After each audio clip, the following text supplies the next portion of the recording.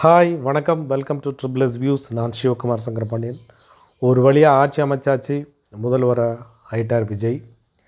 பலவிதமான போராட்டங்கள், தன்னுடைய இந்த 10 சீட்டுக்காக அவர் ஒரு வாரம் மிகப்பெரிய அளவு போராட்டங்களை சந்தித்து ஒரு வழியாக ஆதரவுகளை பெற்று ஆதரவு கடிதத்தை கொடுத்து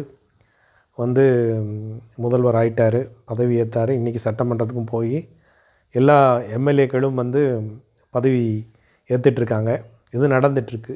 இந்த ஒரு வாரம் அவர் என்னென்ன சிரமங்கள்லாம் பட்டாருங்கிறது எல்லோரும் நம்ம கண்கூடாக பார்த்துட்ருக்கோம்.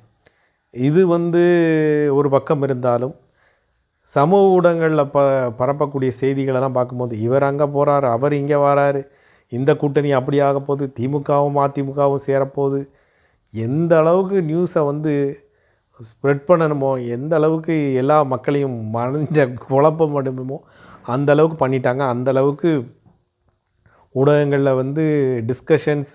டிஸ்கஷனில் வரக்கூடிய ஊடகவியாளர்கள் அப்படிங்கிற போர்வையில் வரக்கூடிய செம்புக்கள், அப்பா ஒருத்தர் அரசியல் மூத்த பத்திரிகையாளர், அரசியல் திறனாய்வாளர், எல்லாரும் என்னமோ இவங்க தான் வகுக்கிற மாதிரி ஸ்ட்ராட்டஜியை வகுத்து அரசியலை வகுத்துட்டு இருக்க மாதிரி எல்லாம் மக்கள் எல்லாருக்கும் உண்மையில் யாருக்கு கெடுதல் பண்ணாங்களோ, திமுகவுக்கும் அதிமுகவுக்கும் கெடுதல் நடந்ததோ இல்லையோ, இந்த திறனாய்வாளர், பகனாய்வாளர், மூத்த பத்திரிகையாளர் எல்லார் வாயிலையும் மண்ணள்ளி போட்டாங்க மக்கள்.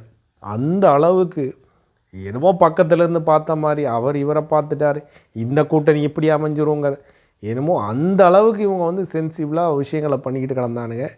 அவ்வளோ பேர் வாயிலையும் மண். அதுதான் உண்மையில் நடந்த சம்பவங்கள். அதற்கு ஒரு மக்களுக்கு மக்களை யாருமே கணிக்க முடியாது அப்படிங்கிறதுக்கு ஒரு உதாரணம் அதுதான் நடந்திருக்கிறது. விஜய் அவர்களுடைய வெற்றி அப்படிங்கிறது. விஜய் அவர் நல்லவரா கெட்டவராங்கிறதெல்லாம் இனிமேல் தான் பார்க்க போகிறோம். ஆட்சி அதிகாரத்தில் என்ன பண்ண போகிறாரு, அன்றாட அலுவல் நடவடிக்கைகளை என்ன பண்ண போகிறாருங்கிறத பொறுத்திருந்து தான் பார்க்க போகிறோம்.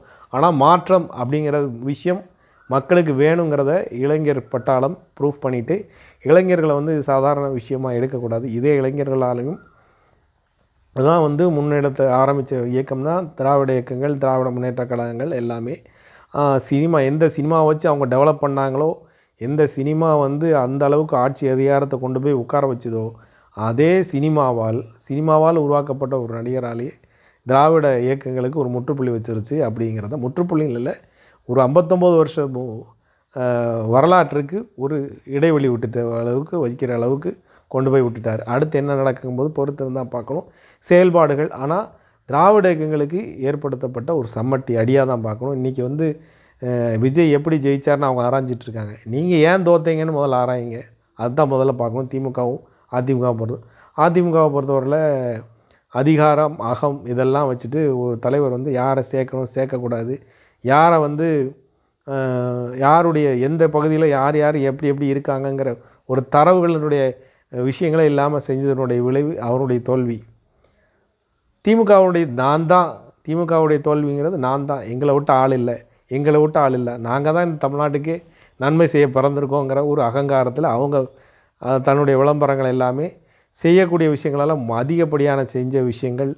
இன்றைக்கி எந்த ஒரு விஷயம் அவங்கள கை கொடுக்கணும்னு நினச்சாங்களோ அதுதான் இன்றைக்கி மிகப்பெரிய அளவில் பத்திரிகை ஊடகவியாளர்களும் உங்களுக்கு மறைமுகம் நேரடியாக பிரச்சாரம் செய்த பத்திரிகையாளர்களும் தான் இந்த தோல்வி காரணம். தோல்விகளுக்கான திமுக காரணம்.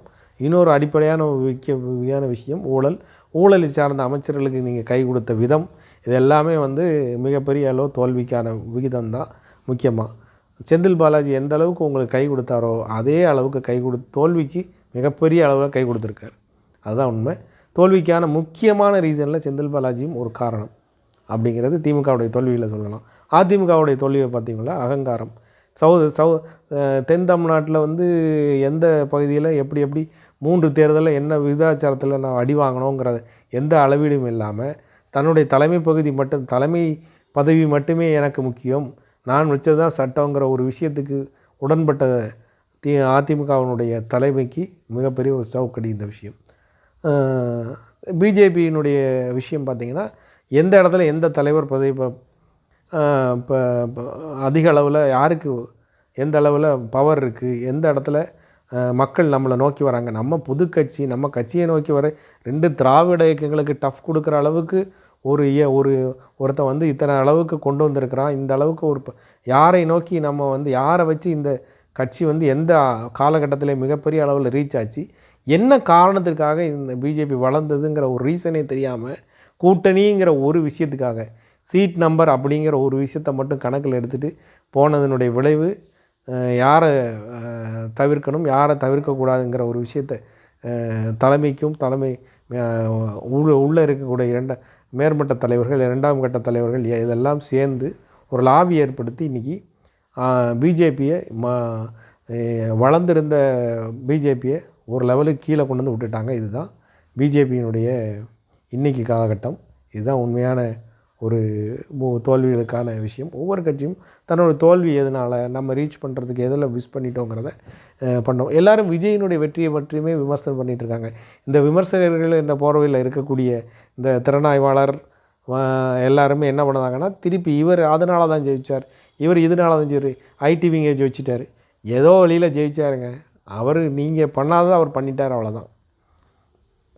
இதில் திறமைக்கும் இதுக்கும் 2ஆம் மட்டும்தான். அவர் நீங்கள் ஏதோ ஒன்று செய்யாத அவர் செஞ்சுட்டார், அதனால் வாக்கு வாங்கிட்டார். அதுதான் இன்றைக்கி நம்ம நினைக்கிறோம். தோல்வி அடையக்கூடிய தன்மைகளை வந்து ஆராய்ஞ்சு பார்க்கலாம். இந்த 2 இயக்கங்களும் மிகப்பெரிய அளவில் அடுத்த கட்ட நகர்வுக்கு ரொம்ப சங்கடப்படும்.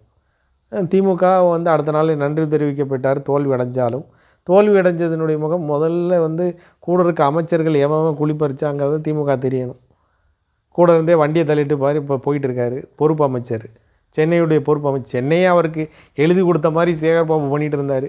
சென்னை அவருக்கு எழுதி கொடுத்து மற்ற 2ஆம் திமுகவுடைய தலைவர்களை யாரையுமே செயல்பட விடாமல் அவர் பக்கத்திலே போக விடாத அளவுக்கு பண்ண சேகர்பாபுக்கு நல்ல ஒரு பரிசை கொடுத்துருக்குறாங்க. அவரை மட்டும் ஜெயிக்க வச்சு தலைவரை தோக்கடிச்சாங்க. நீ பொறுப்பு அமைச்சராக இருக்கக்கூடிய இடத்துல உன்னை தோக்கடிச்சதனுடைய முதல்வரையே தோக்கடித்த பலன் முதல்வருக்கு அடுத்து உன்னைத்தான் சேருங்கிற லெவலுக்கு சேகர்பாபுக்கு மிகப்பெரிய அளவில் ஒரு பாராட்டு பத்திரத்தை கொடுக்கலாம்.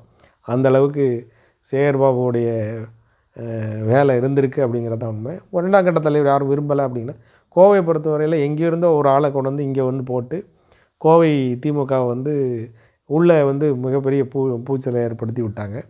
திறமையாளவன் எங்கேனாலும் இருப்பான், ஆனால் அந்த ஊர்க்காரங்களை வச்சு தான் எந்த ஒரு செய்கையும் பண்ணணுங்கிறது தெரியணும். அதுதான் அது ஒரு முக்கியமான காரணம். கோவையினுடைய விஷயங்கள் ஆரம்ப காலத்தில் கோவை வீக்கானதுக்கு காரணமும் அதுதான். ஸோ வீக்கான இடத்துல நீங்கள் இன்னொரு வீக்கான ஆளை கொண்டு வந்து போட்டு கூட கொஞ்சம் மண்ணள்ளி போட்டாங்க. அதுதான் நடந்த சம்பவங்களுக்கு காரணம். இப்போது 3 தொகுதி ஜெயிச்சிருக்குன்னா அது நீங்கள் காரணம் இல்லை, அது விசில்னால தான். இந்த ஓட்டு இல்லைன்னா அதிமுக அழகாக ஜெயிச்சுட்டு போயிருக்கும் அந்த இடத்துல. இதுதான் வந்து 2 தோல்விக்கான காரணங்கள் அப்படின்னு நம்ம சொல்லலாம். விஜய் வந்து எந்த அளவுக்கு பண்ண போகிறாரு, இன்றைக்கி பதவியேற்பு நிகழ்வில் என்னென்ன பண்ணார், அவருக்கு சில கால அவகாசங்கள் கொடுக்கணும். சின்ன சின்ன தவறுகள் எல்லாம் பண்ணியிருக்காரு. பட் அதெல்லாம் எப்போதுமே விமர்சனம் பண்ணக்கூடாது. இன்றைக்கி சில விஷயங்களெல்லாம் அவர் பண்ணியிருக்காரு. அதை வந்து பின்னால் உள்ள வீடியோவில் தான் நம்ம பார்க்கணும். ஒரு வாரம் 10 நாள் போட்டும் என்னென்ன செய்கைகள் எல்லாம் பண்ணுறாருங்கிறத பார்த்து நம்ம விமர்சனங்கள் பண்ணுவோம். நீங்கள் என்ன நினைக்கிறீங்க? திமுக தோற்றதனுடைய காரணங்கள் என்ன? அதுக்கப்புறம் விஜயினுடைய வெற்றிக்கான காரணம் என்ன அப்படிங்கிறது உங்களுடைய கருத்தை கமெண்டில் சொல்லுங்கள். அடுத்த வீடியோவில் சந்திப்போம். நன்றி, வணக்கம்.